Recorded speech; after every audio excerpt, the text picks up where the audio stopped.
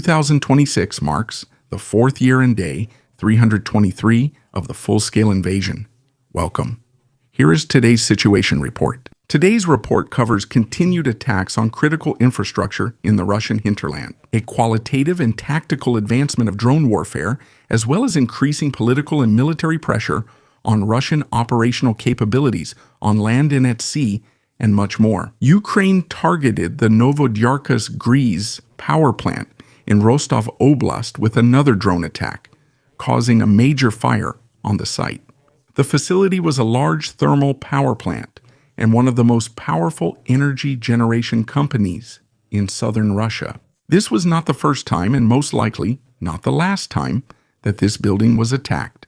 This power plant in particular is very important because it generates almost all the energy needed for the entire region. Previously, an outage nearly took down the whole Rostov region, but that's not happening now. So I believe the damage is limited. Russians are now making many new Shahed drone variants. We've now seen some equipped with anti-aircraft missile launchers, specifically the shoulder-fired man-pads, which are becoming a serious threat to interceptors and helicopters. Some had double warheads, others had mines, and some carried extra explosives on the wings. Yes, they're designed for larger explosions or to make disposal harder after being shot down. A military communications expert with the call sign flash reports that there are increasing cases in Ukraine where Shahed drones are dropping PTM-3 mines. The drones deliberately avoided both specifically selected areas and regions in the immediate vicinity of their crash sites. The mines used are models with magnetic fuses. Because of the current snow, these mines are hard to detect and nearly invisible, greatly increasing risk for emergency personnel, civilians, and soldiers. Near Shakov, which is located northeast of Pokrovsk, we see another territorial gain on the Russian side. Here, they were able to enter the village and occupy the houses further to the south. What can we say about this place? Well, we know it from the Ukrainian counteroffensive here in this area, which was only carried out locally but was successful. At that time, Shakov served as the place that had to be passed through before you could reach the Russian units here again. The Ukrainians used it as a blockade to stop Russian units and soldiers at Volodymyrivka and those coming from that direction along the road. In the town itself, we saw over many weeks and through many videos that there were hardly any Ukrainian soldiers present. This area was mainly covered only by drones. We've seen several times that the Russians tried to occupy the town after attacking from the east. There, they were always fought exclusively by drones and never by infantrymen. But it's not a big place, and we've never had any geolocation or any video here, which means the place was largely abandoned. And, as I said, it's a very manageable area. But as it looks now, the Russians are down here in the south and can't get out anymore. Which also means for us that the Ukrainians are currently not able to fight them or recapture the place. And here we can see the pressure continuing to rise, just like a bit further west from here, in this village where the Russians recently entered the east as well. Here, they're also trying to take the place. They're increasing pressure at Shakovo and here, but near Pokrovsk, almost nothing is advancing now. This is an old geolocation, not current. But let's stick with Pokrovsk for now. According to the the Ukrainian Armed Forces 7th Corps reports Russian assault units are entering the settlements north and attempting to cross the railway. The goal is to concentrate forces and then advance toward region, basically here, along this road, moving forward again. Ukrainian defenders are countering with preventive drones and artillery, disrupting drone concentrations and preventing a coordinated offensive so far. Additionally, active fighting is being reported from the northwestern industrial area of the city. So basically here, the Ukrainian president said that since December, Russia has lost about 1,000 soldiers daily, totaling roughly 30,000 casualties each month. Personally, I estimate a slightly lower number here, around 800 to 900 soldiers daily. Though that's lower than the Ukrainian president's figure, it still represents a very high loss of life compared to the gains.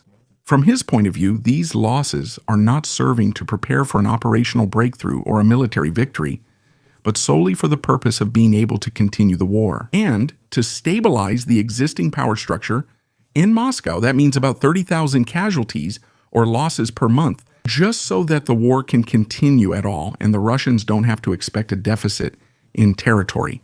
And at this point, of course, we can agree with them. Where are their major Russian attacks, operations, or breakthrough preparations? Nowhere. The main war theater remains around Pokrovsk, and we really don't see much change here. Just take a look at today's situation map and compare it to the one from 2 months ago. Hardly any difference, but an estimated 60,000 casualties. Therefore, the conflict is now an ongoing war of attrition with high daily casualties.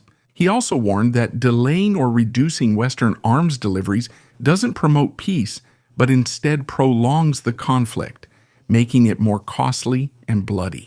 Exactly in this phase, according to his assessment, political and military pressure takes effect, which is why Russia has an interest in promoting uncertainty in Europe. And we often feel that as well when we look at the propaganda and various sabotage actions in Germany and the rest of Europe.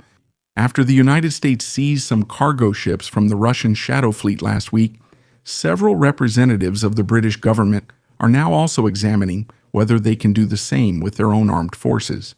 The Sanctions and Money Laundering Act of 2018 is mentioned as a possible legal basis, which could also allow the use of military means under certain conditions. The United Kingdom has sanctioned over 500 Shadow Fleet ships so far. Government sources say about 200 of these units have been decommissioned, as many operated without a valid flag.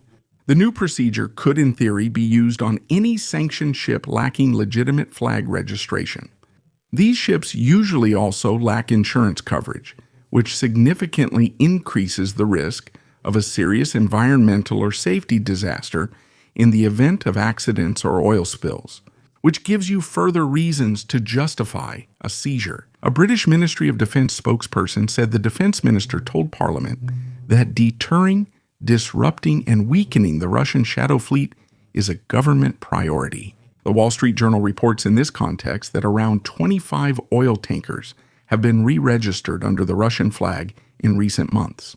This is happening against the backdrop of increased measures against the transport of sanctioned Venezuelan oil. Shipping companies hope reflagging will help them avoid United States Coast Guard inspections. United States officials say the military has until the 9th, though. By January 9th, they had already managed to seize a 5th oil tanker and are pursuing further targets. They are trying to resist the sanctions.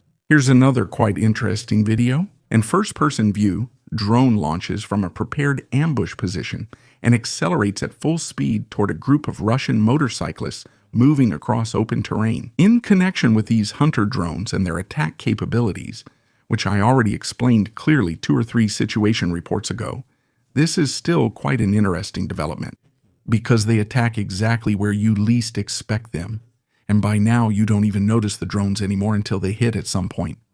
On footage from the 108th, footage from the Territorial Defense Brigade shows a Russian ground-based drone carrying explosives and ammunition, detonating after being directly hit by a first-person view drone.